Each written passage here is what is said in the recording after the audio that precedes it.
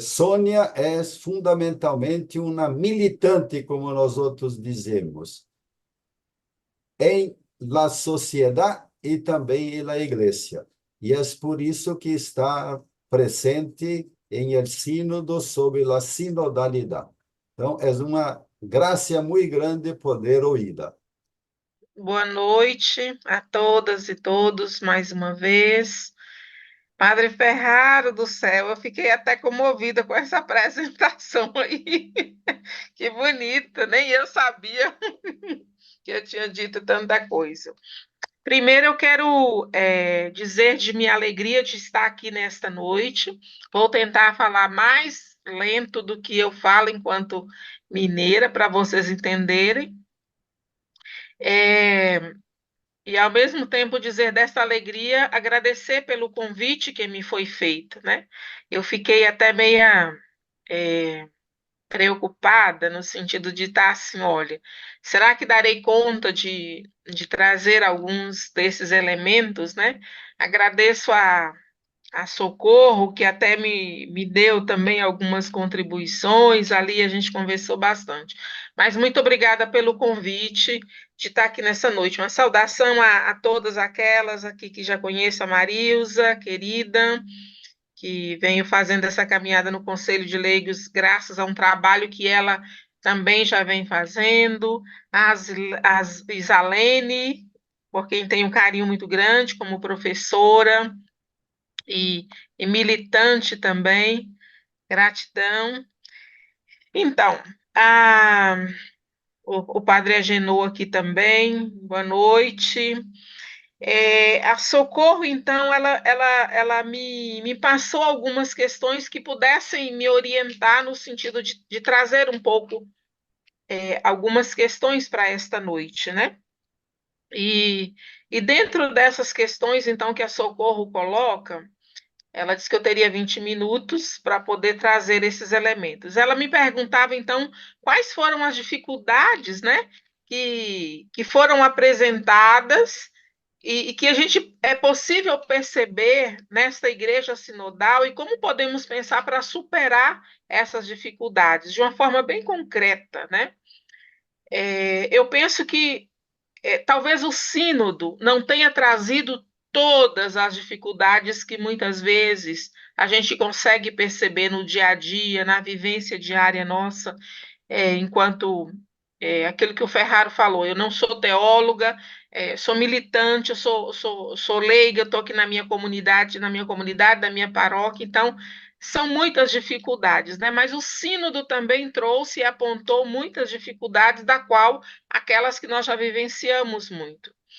E aí eu quero trazer algumas dessas dificuldades que eu, Sônia, percebo no dia a dia e que lá trouxe para a gente. Acho que uma das primeiras dificuldades que eu apontaria para nós foi que nós perdemos a sensibilidade da escuta.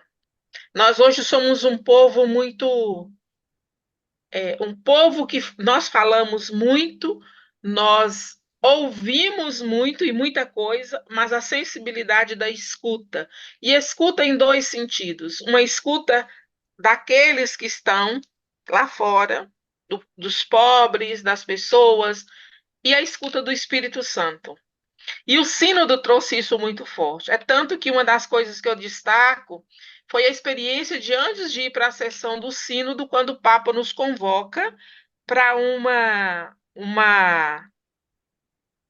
um retiro espiritual. Então, além dessa dificuldade na sensibilidade de escuta, que eu penso que nós perdemos muito, eu penso que uma outra dificuldade que nós temos hoje são o modelo de igreja, ou a eclesiologia que nós temos hoje, que prevalece uma igreja totalmente contrária à igreja sinodal que o sínodo apresenta para todos nós. Inclusive até para a gente definir o que realmente é uma igreja sinodal.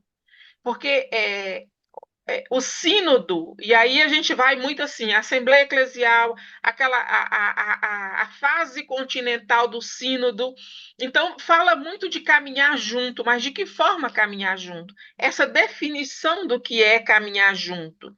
Um caminhar junto onde a gente possa romper com estruturas que muitas vezes dificultam esse caminhar junto. Acho que essa também é uma dificuldade que o Sínodo apresenta para todos nós. E uma terceira dificuldade que eu apontaria, e que eu aponto aqui, que para mim ficou muito forte, veio em muito mesmo, e que a gente, quando pensa numa igreja sinodal, e o Ferraro, quando dizia aí que eu estava trazendo da gente reconhecer a vocação do leigo, é o clericalismo. O clericalismo, em todos os sentidos, ele é ruim, é uma dificuldade que nós temos para hoje exercer uma igreja sinodal, para termos uma igreja sinodal. Porque o clericalismo ele é autoritarista, ele leva um autoritarismo, ele leva para ser uma igreja autorreferenciada nela mesma. O autoritarismo ele não dialoga, ele não tem capacidade de escuta, ele se vê fechado nele mesmo. Então, essa também é uma dificuldade que o Sínodo aponta para todos nós. E aí, um clericalismo, eu não vou dizer só de padres, né, religiosos, leigos, né, e que acaba se tornando até muito mais pesado, porque nós fortalecemos um clericalismo de padres também, enquanto leigos, né? E bispos e tudo mais. Depois, dentro desse clericalismo, eu destacaria, além dessa autorreferencialidade, do autoritarismo, esse modelo eclesiológico que nós temos hoje, de comunidades de vida, tá apresentando padres, formando padres, presbíteros, né? Essa coisa toda, uma igreja fechada dentro dela mesma. Uma igreja que acha que não consegue perceber essa igreja que voltamos da vida comunitária, da igreja comunidade, da igreja povo de Deus, mas para uma igreja autorreferenciada dentro dela mesma, uma igreja dentro do templo. É uma dificuldade que o Sínodo apontou muito forte para todos nós.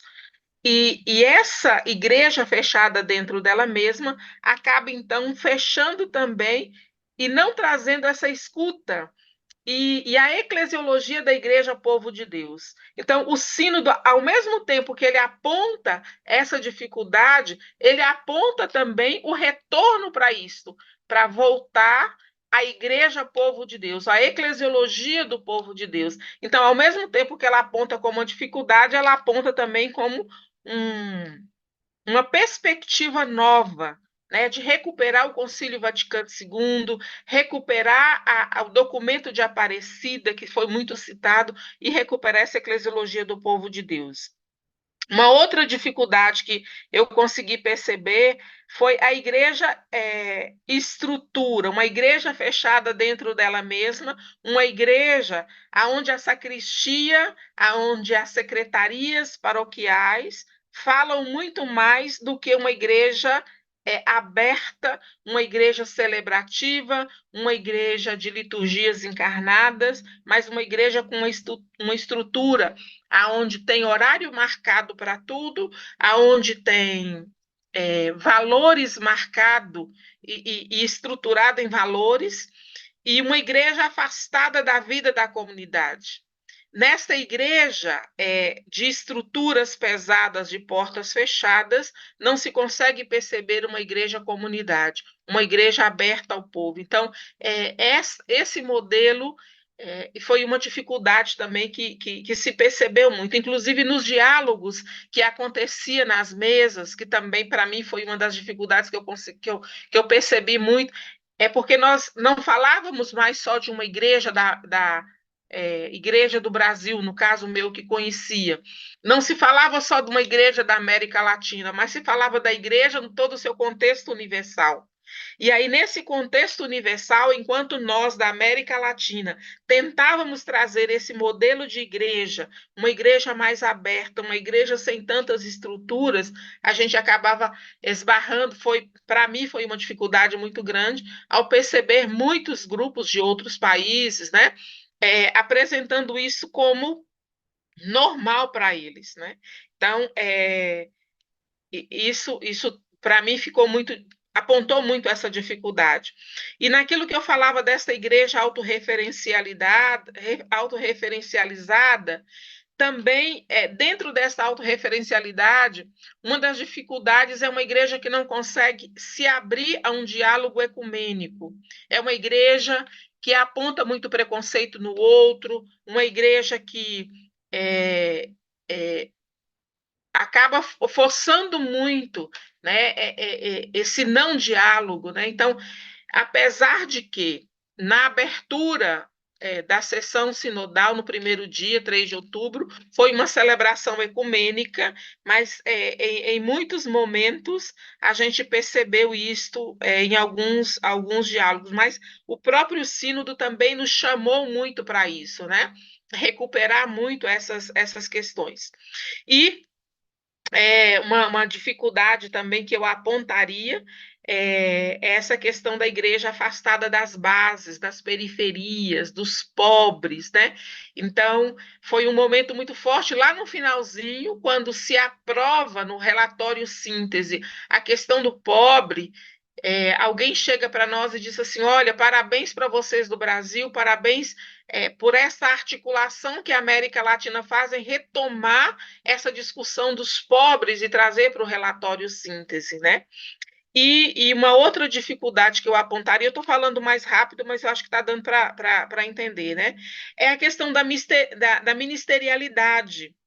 E nessa ministerialidade, é uma valorização daqueles que estão na base, valorizando aqueles que estão nas comunidades, principalmente aberta, quando se falava lá em cima, que eu falava dessa igreja aberta, e é uma igreja que faz uma opção e retomar esse modelo, né, dessa igreja que faz opção pelos pobres, né? A igreja, e aí a gente vê hoje que a grande dificuldade hoje é retomar essa igreja que faz essa opção. Hoje nós temos uma igreja a gente até brincava lá, uma igreja do CCC, da casa paroquial, da caixa da casa paroquial, do C da compra, do carro da moda, da capa das cores litúrgicas, e então isso ficou muito forte também nos grupos e no debate onde a gente conseguiu passar.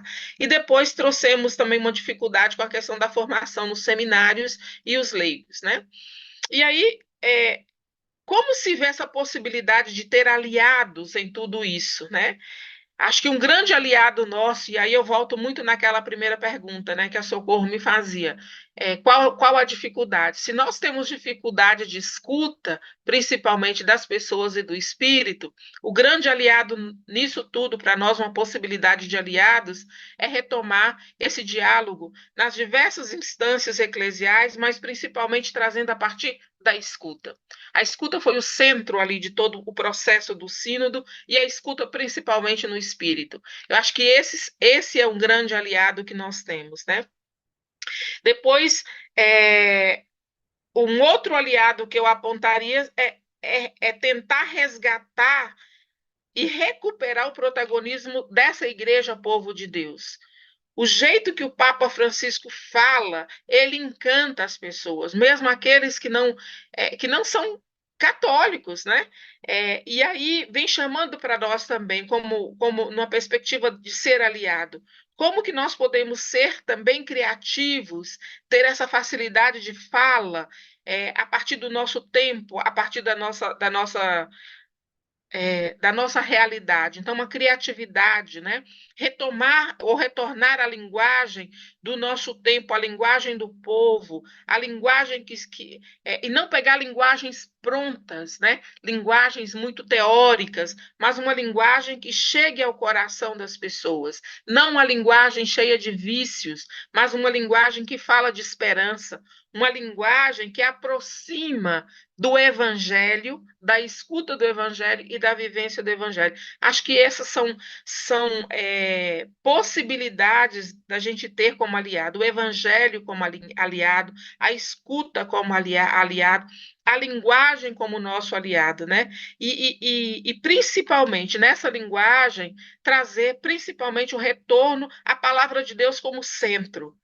E os círculos bíblicos foi muito falado, o retorno, que seja ele presencial, que seja ele virtual, mas numa perspectiva. E aí, quando fala desse virtual, que a gente tem a capacidade de entrar nesse grande continente ou na comunidade digital, né, que é um grande aliado que nós temos hoje, e muitas vezes nós não conseguimos acessá-los, né?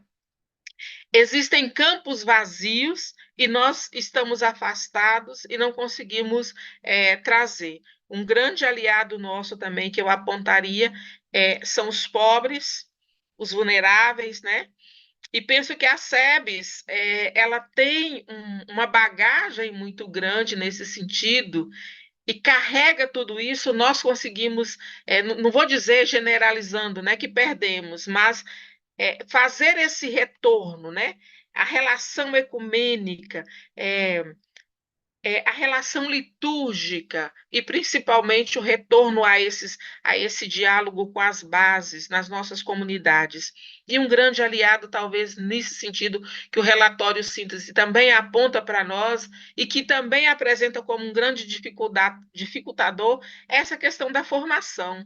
A formação enquanto leigos, enquanto mulheres, enquanto a iniciação à vida cristã, que é uma grande dificuldade que nós temos, né? E as mídias também. E aí, trazendo um pouquinho para essa questão dessas mudanças substanciais que talvez nós leigos possamos ou podemos realizar na igreja como povo de Deus, eu volto a reforçar e reforço mais uma vez que enquanto nós leigos não rompermos com o clericalismo e investirmos em uma formação mais centrada na palavra, centrada em nós mesmos, centrada em recuperar o laicato como sujeito eclesial, aquele sujeito maduro que consegue entender a sua vocação, a sua missão, a ministerialidade, vivenciar a cada dia essa comunidade numa linguagem a partir do seu território, a partir do local onde você vive, são mudanças substanciais que nós precisamos e temos que fazer. Porque hoje nós temos um laicato que, ao mesmo tempo, você consegue colocar 185 mil, no caso do Brasil, para rezar um terço pelos homens, mas você não consegue colocar 30 para uma comunidade que está numa cozinha solidária defendendo a vida das pessoas. Então, a mudança substancial que eu acho que nós precisamos fazer tem que partir do laicato. Nós somos a grande maioria na igreja.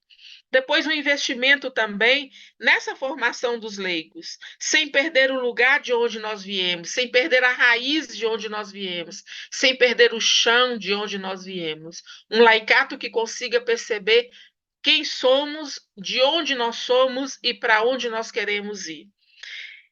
E uma outra questão que eu apontaria muito nessa questão das mudanças, e aí eu entro muito numa linguagem sociológica, que é aquilo que o Marcos Weber vai dizer, que se nós não vencermos a burocratização que nós temos hoje, nas estruturas que nós temos, não é só nas paróquias, não, nos nossos movimentos, nas nossas pastorais, nos nossos organismos, né? A burocracia é aquela que afasta o pobre de ter acesso a alguma coisa.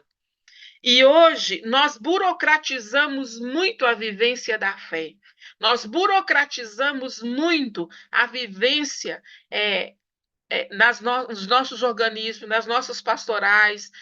São pastorais e movimentos burocratas. Nós vivemos muito disso. Então, nós precisamos rever isto, porque a centralidade da nossa vivência, da nossa vida, da nossa vocação é Jesus Cristo, é o Evangelho e são os pobres.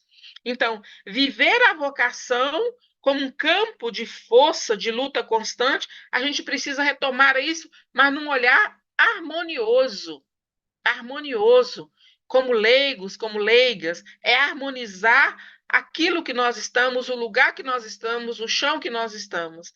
E aí eu acredito que as comunidades de base, eu lembro que eu fiquei numa mesa lá com um bispo que dizia assim: a gente precisa recuperar as comunidades de base e trazer essa sua força, porque ela forma os cristãos leigos também.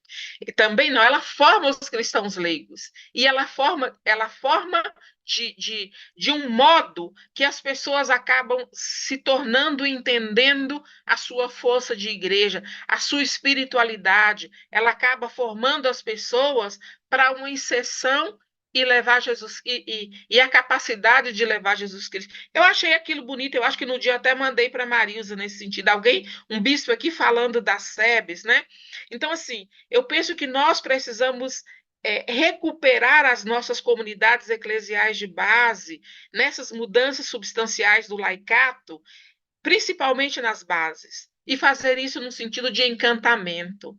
Encantar as pessoas para essa vivência harmoniosa, de esperança, né?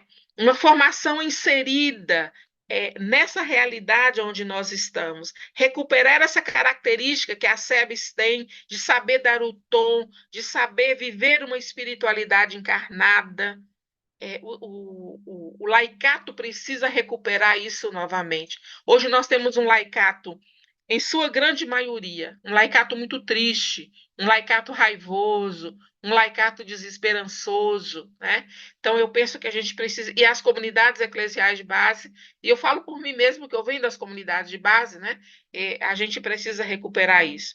E depois, dentro dessas estruturas, né, a gente pensar assim: o que ficou em aberto ainda dentro do sínodo que a gente poderia estar trazendo? Acho que um debate sobre a questão da mulher. Nós não conseguimos avançar sobre isso. A questão da mulher ainda ficou muito forte ali, mas nós não conseguimos avançar, porque não é só falar de um, de um diaconato feminino. Nós precisamos recuperar a ministerialidade e, dentro dessa ministerialidade, o ser feminino da igreja. Porque não, e aí, quando eu falo isso, não é que eu sou contra a questão do diaconato feminino, muito pelo contrário. Até porque dentro do próprio processo sinodal ali, a gente escutava muito isso, né? É preciso pensar uma eclesiologia do ministério diaconal.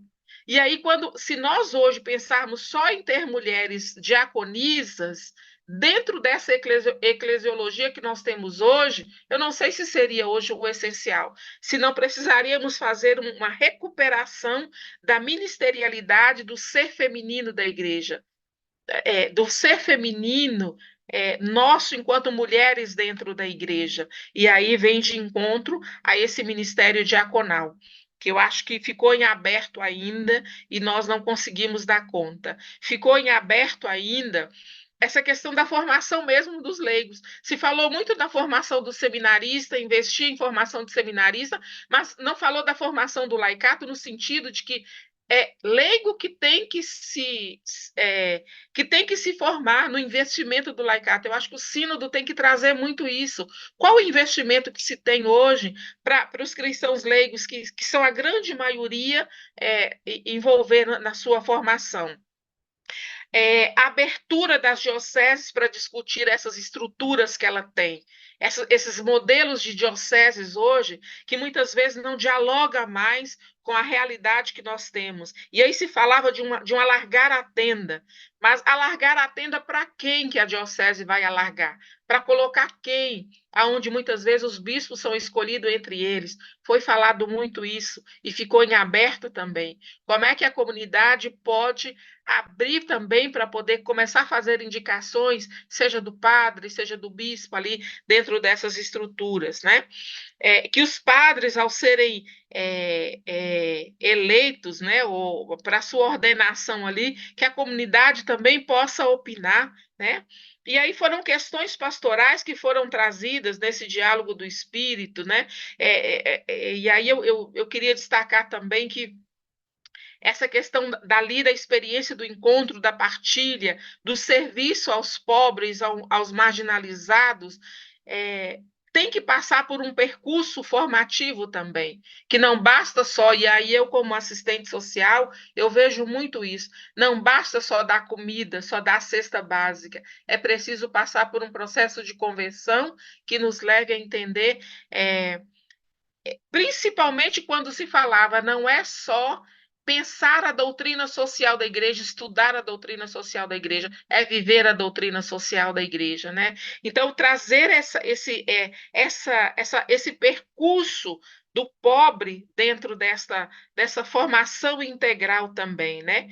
E ficou em aberto ainda algumas decisões, como a questão do ministério diaconal, mas não para as mulheres, mas do diaconato mesmo, né? Qual o papel do diácono dentro da igreja? É só para um serviço ali dentro do presbitério ou é para um serviço maior no serviço aos pobres? Ah, um melhor, em aberto também, que eu pude perceber, um melhor conhecimento do magistério pós-conciliar da doutrina social da igreja, mas também do Concílio Vaticano II. Nós perdemos muito isso. E ao perdermos isso, hoje nós estamos vivendo no modelo, desse modelo nessa eclesiologia, né? Eu uso alguns termos porque é a vivência, viu, minha gente? Essa eclesiologia que não favorece é, muito a eclesiologia da igreja povo de Deus, né? Mas é de uma obediência cega a alguém que está ali no poder, tem uma única pessoa e tudo mais, né? Então, eu acho que trouxe muito isso. Uma outra questão em aberto que ficou a criminalização e os abusos dentro da igreja. Não conseguimos avançar muito nessa questão, né? Porém, eu penso que talvez nesse segundo momento isso vai poder entrar muito forte, né? E, e dentro dessa criminalização e dos abusos, ficou em aberto também a questão dos LGBTs, né?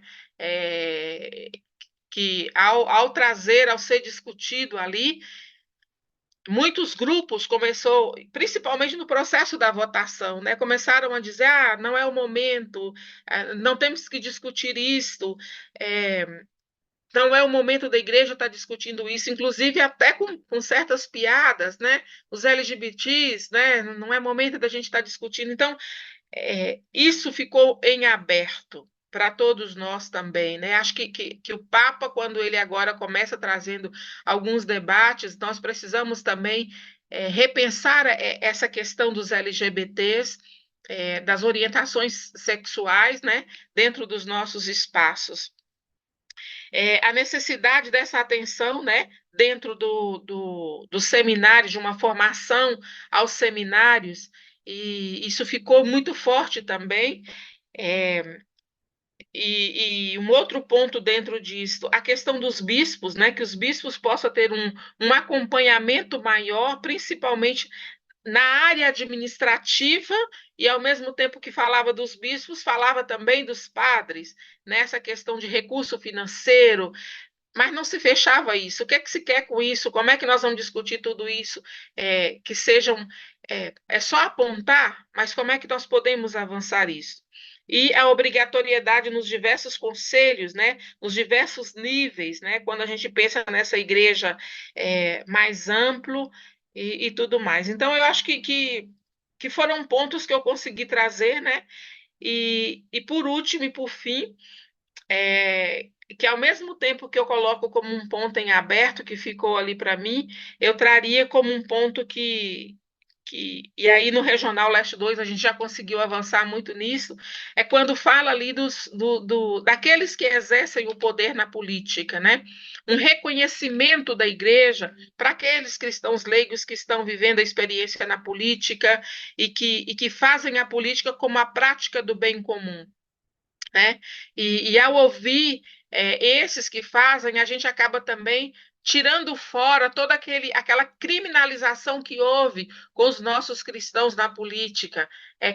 Muitos cristãos leigos que exerceram a Isalene, tá aí, é uma dessas que talvez pode até apontar isso, mas o documento vem dizendo isso. Isso foi muito debatido durante o sínodo. E por último, para que a gente possa viver essa experiência da escuta, mas uma escuta que possa começar ouvindo principalmente as vítimas de abuso na igreja.